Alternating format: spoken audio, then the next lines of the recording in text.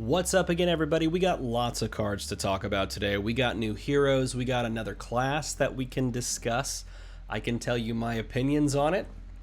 And yeah, we should get started because there's a lot of stuff to talk about. So Oldhim, Grandfather of Eternity, is a 40 health, 4 intellect, elemental guardian hero. He's the big boy, he's very old.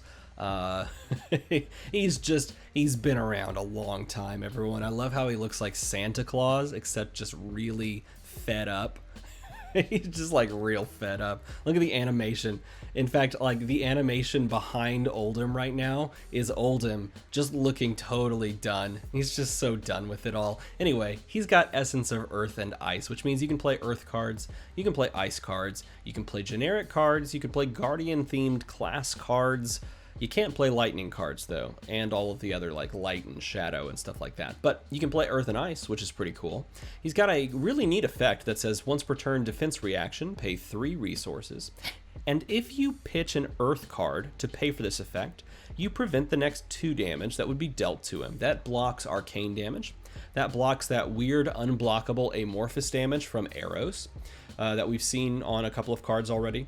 That blocks just normal physical damage. It could block whatever you want, as long as it's the next 2, which makes it a little weird because you can't just, you know, like pop this off when your opponent is like threatening just like a rune chant or something like that.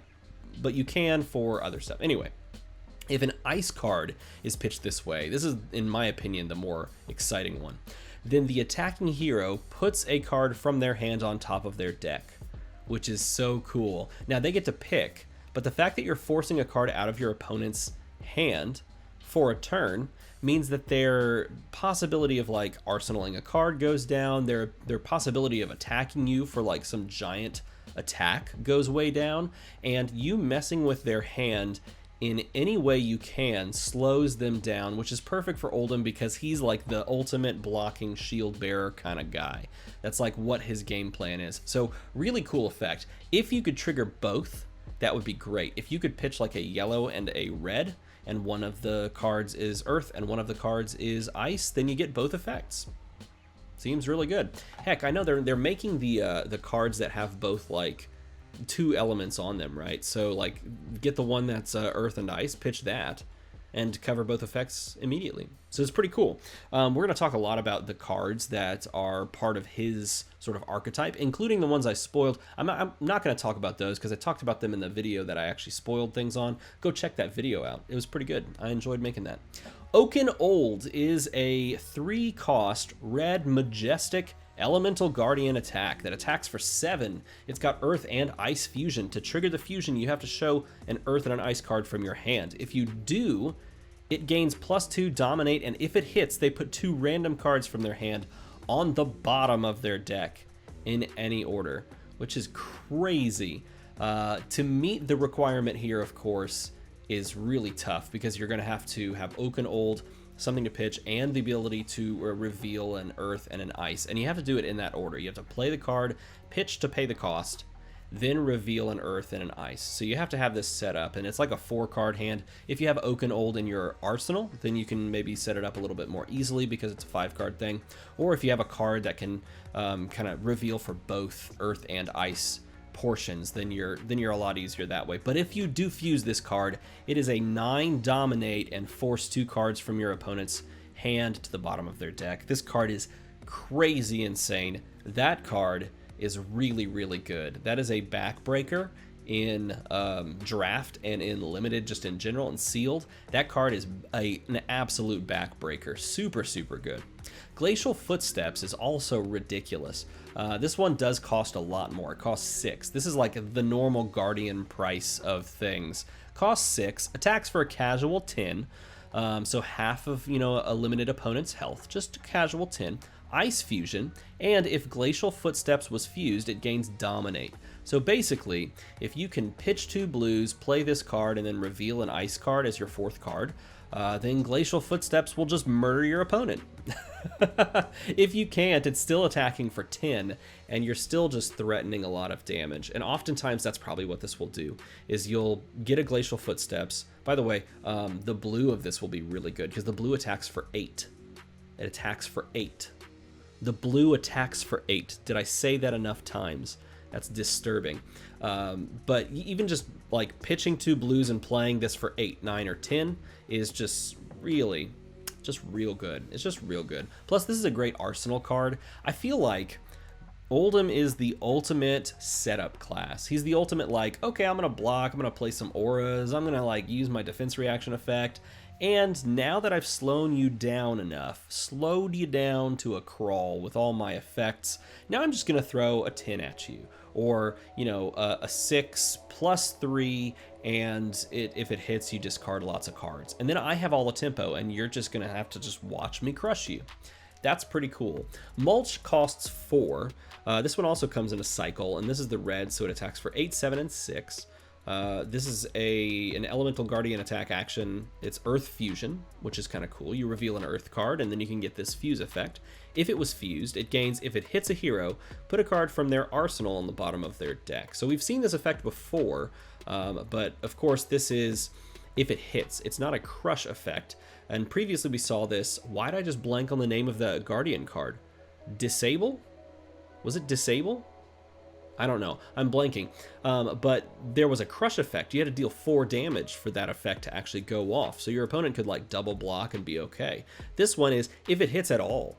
You have to fuse it, of course. But if it hits at all, then they have to put their arsenal card on the bottom of their deck. And of course the red being a 4, attacking for 8, it's pretty good. That's pretty good. Like, just swinging for a casual 8 is pretty gross. Plus, there are ways to make Seismic Surge tokens, which will reduce the cost of this by 1. So that'll make it the cost of a single blue. And Mulch is really good. Mulch is really good. Flash Freeze is an elemental action, meaning that anyone that's an elemental hero can play it, including the 3rd elemental hero. Flash Freeze cost 1, ice and or lightning fusion, so you can show an ice or a lightning fused card, or a ice or a lightning card to get the fusion effect. Which is kind of funny because like if you want to play this in Earth, you just can't fuse it. If Flash Freeze was fused with an ice card, attacks you control this turn gain. When you attack with this, it gains Dominate unless the defending hero pays 2 resources. I just want to stop and say, either they're paying 2 resources by pitching a card, or you're saying you can only block with 1 card. So it's like a really cool dichotomy of an effect here, in that like they're either losing a card to be able to block with multiples, you know, by pitching it, right? Or they're accepting the fact that they're only going to block the next attack with like 1 card, or multiple attacks if you're stringing this together. By the way, if Flash Freeze was fused with a lightning card, attacks you control this turn gain, if it hits a hero, deal 3 damage to them, which is crazy. This is not a cycle, so there's not a version that deals 2 or 1. This is a Majestic, and yeah, that's a really good second effect. The fact that it just threatens 3 extra damage means all of these are like must blocks. Is really, really good. You jam this down, you try to fire 2 lightning arrows after you fused a lightning card or something like that, and it just over deals damage. Yeah, it makes you really, really worried about anything that could possibly come your way. There's a lot of cards that just do this for like Lexi, and because of that, there's going to be a lot of times where if you're playing against a Lexi player, you just have to realize like, if I don't full block out, I'm just going to take so much extra incremental damage. It's going to be crazy to see how that plays against like the chains out there. Pulse of Eisenloft. These pulse cards are very interesting. Pulse of Eisenloft is a 2-cost blue pitch Majestic. It's an ice earth defense reaction. So you can play it in Earth, you can play it in Ice. It's a legendary, so you can only have 1 Pulse of Eisenloft. It says Ice, Earth, and Elemental action cards have +1 defense while defending this turn. So it's like, hey guys, there's this card. I don't know if you've heard about it. There's this crazy card out there. It's called Flick Flack. It's kind of like Flick Flack, okay? Are you seeing the connection? Except it's not as good as Flick Flack because it's a legendary. You can only run 1 of them. And it only gives a +1 buff, but it gives it to like all of your other action cards, so I guess that's cool. It's like Flick Flack, but worse. I shouldn't be super hard on it because Flick Flack is ridiculous. That card is broken. This one's really fun though. I like the style of this. I love that it blocks for 6 for 2.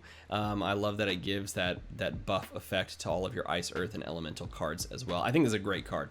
I just think it's hilarious that that Flick Flack does something just straight up better. That's so bad. Evergreen. This is a beautiful card. So good. Here on the card Evergreen, we have a Fianna hanging out with what look to be Meeps.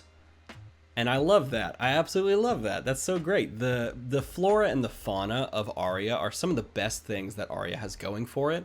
And I love that they featured, at least with one card, that they featured the flora and the fauna, because I think it's great. By the way, this is a rare and it's a cycle, and the red here pitches, well, it pitches red, of course. It costs 3 to play any of these, but there's 7, 6, and 5 attack, which is really good.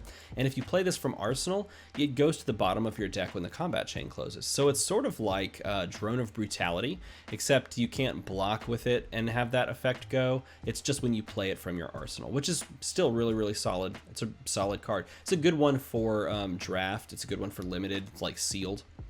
If you get this, it gives you some way to kind of cycle. Plus, it's also very thematic. Evergreen, everlasting, an old Aria proverb to endure. It blocks for 2. There was a mistake. I think there was an art that said, or like the original card image said it blocked for 3, but this is the correct one. It blocks for 2, and I think this card will be good in limited. I think you run the yellow as a 6 attack, and it pitches 2, and it cycles to the bottom of your deck. 6 is a good break point. 7's a fantastic break point, but usually it's just a little bit more expensive.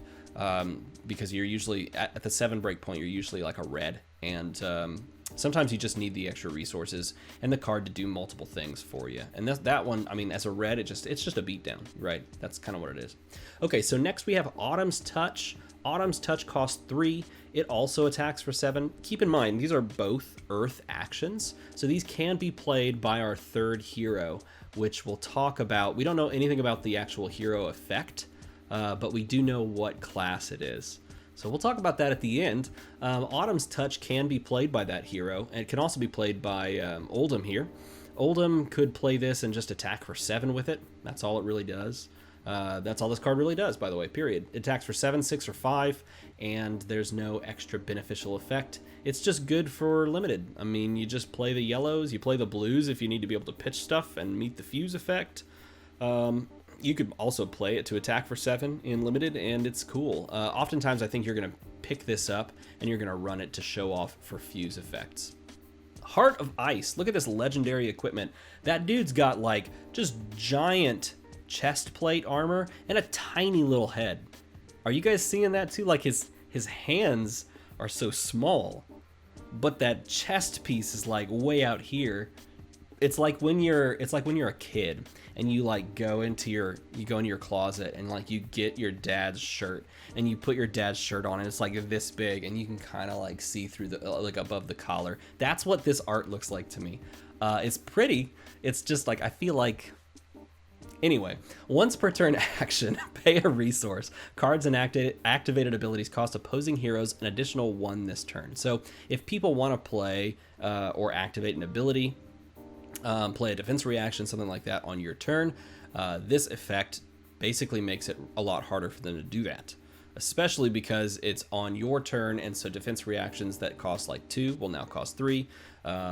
If they wanted to take I guess taking the resource off the tunic, that's an activated effect, right? So they would have to pay a resource to get the resource off the tunic, yeah? I think that's true. Tell me in a comment below, is that true? I'm pretty sure taking the tunic is an activated effect and paying the tunic resource off something. I can't recall. Nevertheless, this is really interesting for like making your opponent just not be able to use defense reactions, making them just not be able to like play an instant speed card on your turn, or at least have to pay for that instant speed card. Because like if they wanted to like gain 3 health, for example. You know what? I'm just gonna flip this over, gain 3 health. Oh, now you have to pay 1 for that. So when normally you would like arsenal the the instant to gain 3 health, which I'm blanking on the name of, which is embarrassing. You'd arsenal it, and then like on your opponent's turn, you play it. Haha, I gained 3 health. I had more health this whole time. Well, all of a sudden, if you want to do that play, you have to pitch a card from your hand, and you're not getting that card back because you draw at the end of your turn. So interesting effect there. Also, Arcane Barrier 1, which is really good against class number 3. And Blade Break, which is not good at all. Blade Break is not good, but Blade Break is a thing that we have to deal with. And honestly, you have 1 block on this anyway, so you just use it 1 time to block, and it comes across a lot like any of the ninja equipment or like Fyendel Spring Tunic anyway. So, boop. Next, Channel Late Frigid, 2 cost. Ice Action Aura Majestic blocks 3. Go again. Cards and activated abilities cost opposing heroes an additional 1. This is very similar to what we just saw. It's just like a little tax that they have to do. This one's nice because it applies to their turn and it applies to your turn. It just constant. It's just always out there. This is literally, it's like a Frostbite token that they can't get rid of. That's why this one's super, super good. Channeling Lake Frigid's super good. In order to keep this up, you're going to have to like meet the channel effect. So channel Ice. At the beginning of your end phase, put a flow counter on Channel Lake Frigid, and then destroy it unless you put an ice card from pitch to the bottom of your deck for each flow counter. So again, you're probably getting like 2 uses out of this, 2 turns. But whatever. I mean, 2 turns of making your opponent pay 1 more for everything is busted. Like, this is the effect that I thought they'd kind of lean more heavily this direction with Frostbite tokens instead of the once they pay for it 1 time, all Frostbite tokens kind of pop.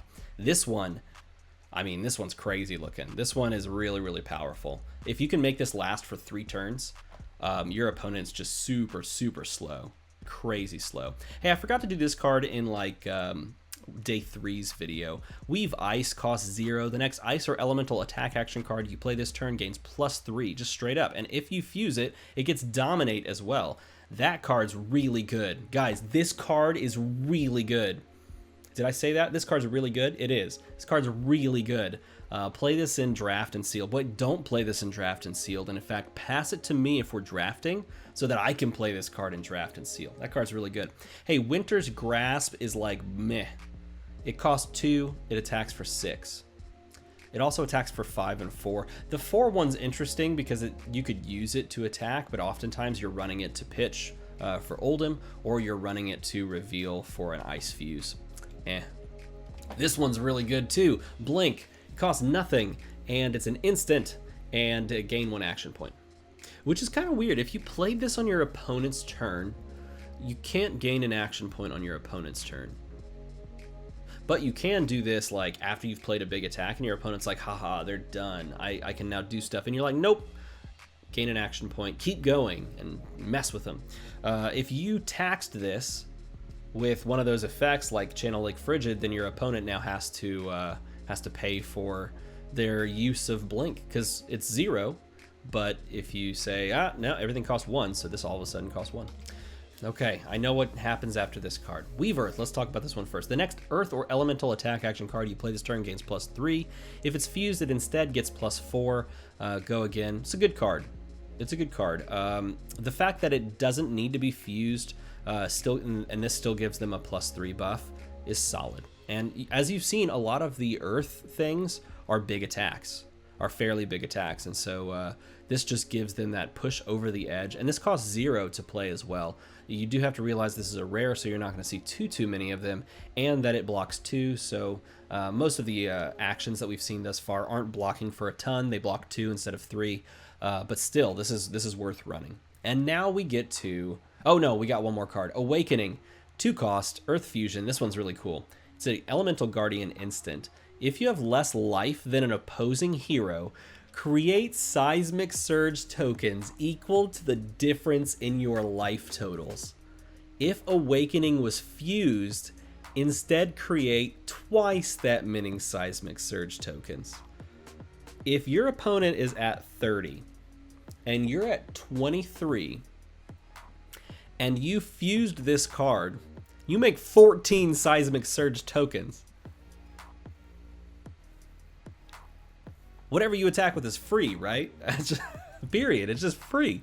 Search your deck for a Guardian attack action card with cost less than or equal to the number of Seismic Surge tokens you control. Reveal it, put it into your hand, then shuffle your deck, and then chuckle at your opponent when you show them the card that you've picked from your deck, and you show them what's going to be free next turn, no matter what you do. Because again, if it's gonna be free, you don't have to keep a card to pitch. If anything, you pull a card from your deck, you keep that card plus one card in your hand.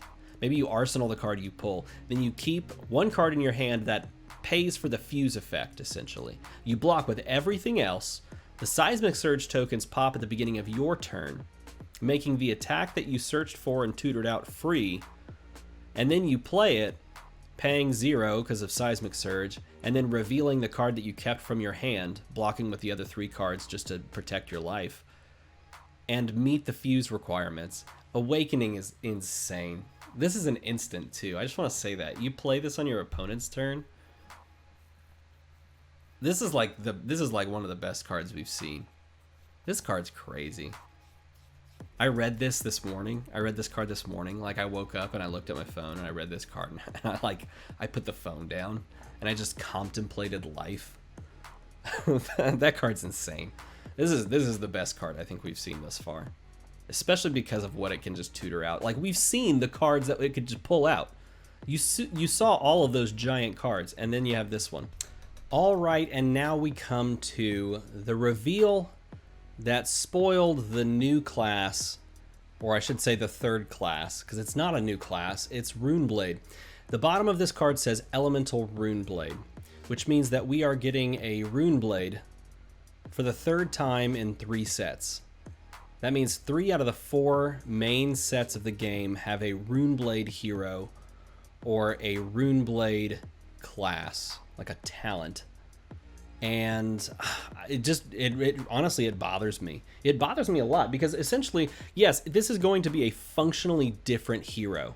Straight up and down, it's going to be a functionally different hero from either of the other 2 Runeblades that we've gotten. And at some point, this is the goal anyway, that we look at the hero pool and we see there's a Runeblade, there's a Shadow Runeblade, there's an Elemental Runeblade, there's a normal Guardian, there's an Elemental Guardian, there's a, Mist Guardian or something down the road that we see, there's a Ninja, there's a Light Ninja, there's, all these things, these options that are out there. That's the goal.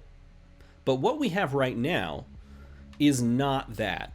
And there's an argument that I feel like can be made for LSS who says, we're looking at this long form picture. We've already created a bunch of sets. We just need to get them out there in the world. And as we release more and more sets, the picture starts to form together where we have all of these options for players. But the counter argument that I would make to that is that, yes, it's great to think long term, but in the short term, in the right now, where you have to continue to feed your player base, there's a class called Wizard that has gotten 1 set of cards and some supplemental cards. And there's a class called Illusionist that was just released that has 1 set of cards and no supplemental cards.